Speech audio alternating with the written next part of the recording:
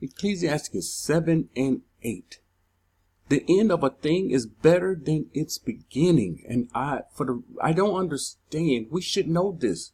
You have to put this in your memory. And you have to understand. People look at the beginning. And that's all they see is the beginning and not the end. When we were in Babylon, I'm talking my family, it was a very difficult situation. When we hit the process of coming out, it's a very difficult situation. When we came over in the transition, it was a very difficult situation. But that was the beginning. And I knew I was looking at the end. So our people, we despise small beginnings. We don't like the beginnings because we are impatient. We don't want the beginning. We don't want to wait. We just want the end.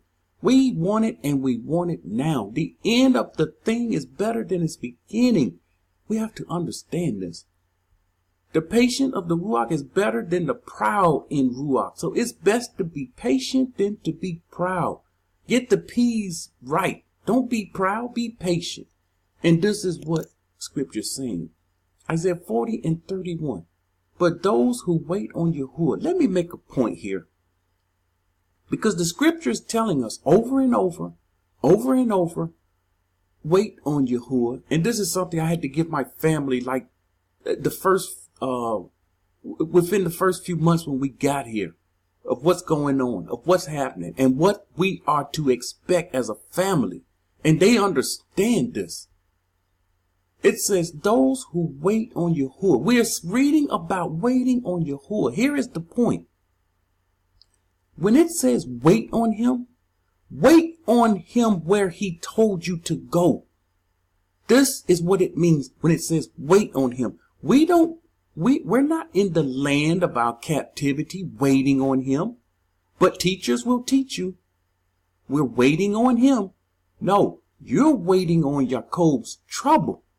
You're waiting on Jacob's trouble in the land of captivity. That's what you're waiting on. You're waiting for death and famine amongst the heathens. You're waiting for it to kick in, and it's going to kick in. It's a slow process. Gradually. It's a very slow process. The food is being cut off right now. The food has been cut off for years. They're slowly cutting it off. And the people, they're cutting it off so slow the people don't even see it. How is it? How is it? It's more poor people in America today than it was years ago. How is it? We grew up in the 70s. We remember. There are more poor people now than ever. More hungry people. Because the food is being cut off slowly, gradually. Poison in the food, that's being cut off slowly, gradually. The fish being taken away from the sea, the food is being cut off. The animals dying, birds dying, the food. Your food is being cut off slowly, gradually. And we don't see it. And sometimes I have to do this. You know, when a person dies, they put the machine on them, the heart defibrillator, and it makes a jolt through the whole body, and it makes the heart starts back pumping. And this is what we have to do to our people sometimes. And don't you see what's going on? Can't you see what's coming? And you're in the land of captivity waiting on Yahuwah. Yahuwah sitting up, sitting high, looking low, shaking his head. My word went out. My word went forth. That word which came out of my mouth, it shall not return unto me void. I've gave you a commandment to come out of her. I told all people, all nations, to go back to the land where you're from. It came out of his mouth, and he's not taking it back. So you can't wait on the Most High. Here is the point. In the lands of our captivity, he woke you up and gave you a commandment. We wait within the borders only. We wait within his borders only. Very important point that our people don't understand. Shall renew your strength. So the people within the borders, yes, you're going to feel weak. And even when it's time to take that walk, we're going to feel weak. I've told you what's coming. They shall mount up on wings like eagles. They shall run and not be weary. They shall walk and not faint. That wilderness journey will be a walk, and it will be a long walk. And it's saying they shall walk and not faint. You see how people have cars now, trucks, bikes. And so we don't walk anymore, but the Most High is doing something here. And it's a part of what we need to go. It's a part of going through the fire. It's a part of making us better. It's a part of making us appreciate him. And it's to remember, always remember how he brought us out of Egypt, out of the house of bondage. James 5, 7, and 8. Therefore be patient. James is telling you, be patient, brethren, until the coming of the master. You see we're not to be waiting on him in the lands, because Jacob's trouble have to happen first. The wicked have to be removed first. And if you are amongst the wicked, again, the plague that will hit the wicked will hit you. Example. Here is an example. When our people came out of Egypt, the plagues hit. All of the plagues hit. It didn't hit the people. It hit the ones that enslaved them.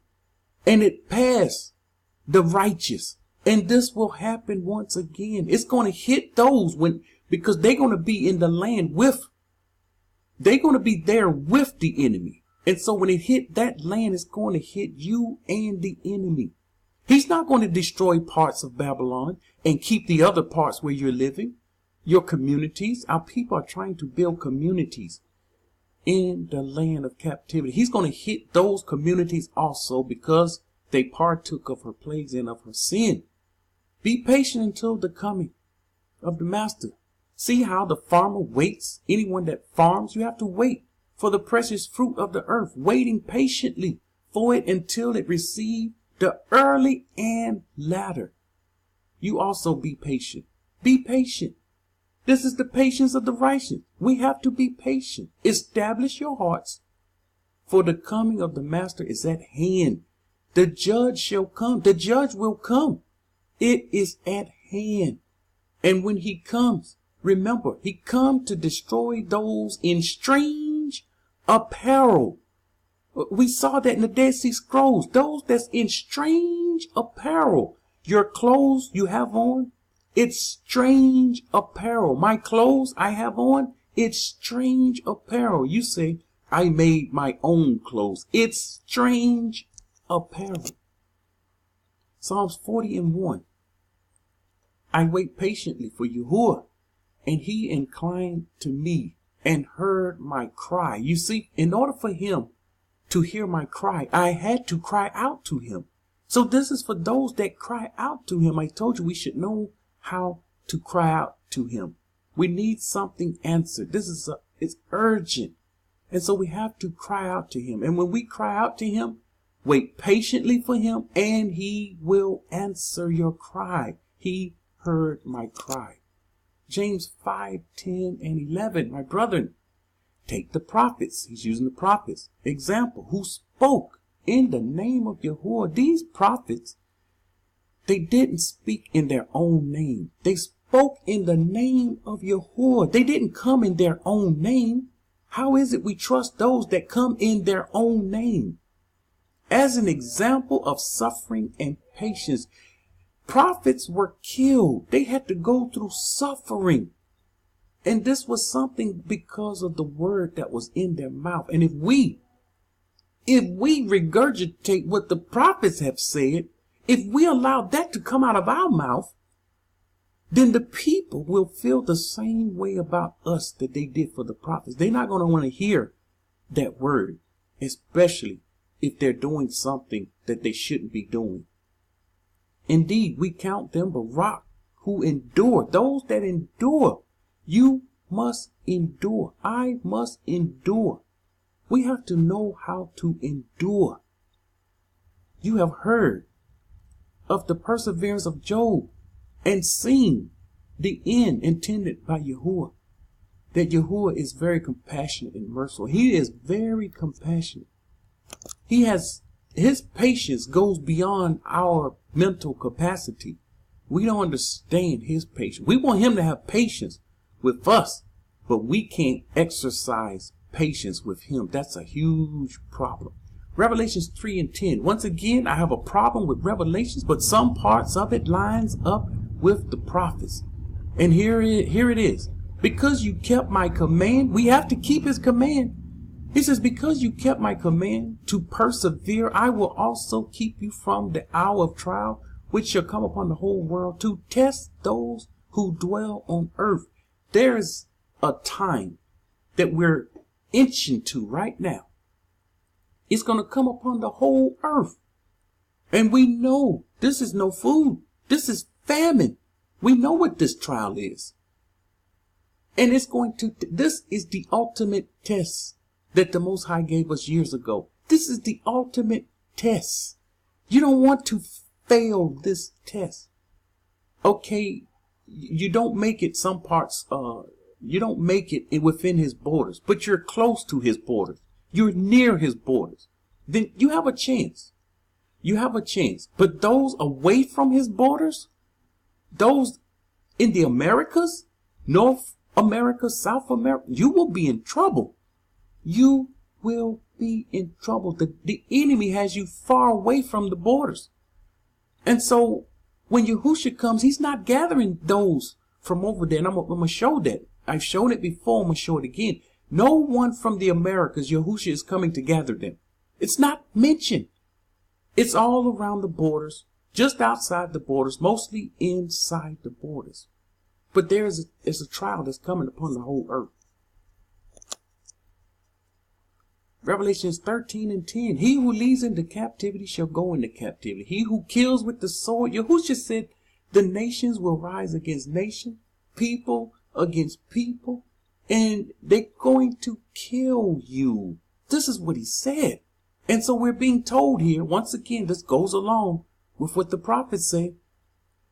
He who leads into captivity will go into captivity. He who kills with the sword must be killed with the sword. They're going to go out. This is lawlessness.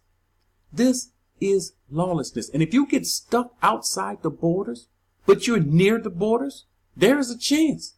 And it says, here is the patience of the righteous. At this time, you must exercise patience. Now, it's going to be very difficult for you because you didn't make it inside his borders.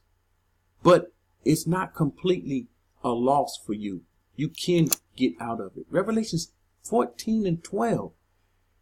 Here is the patience of the righteous.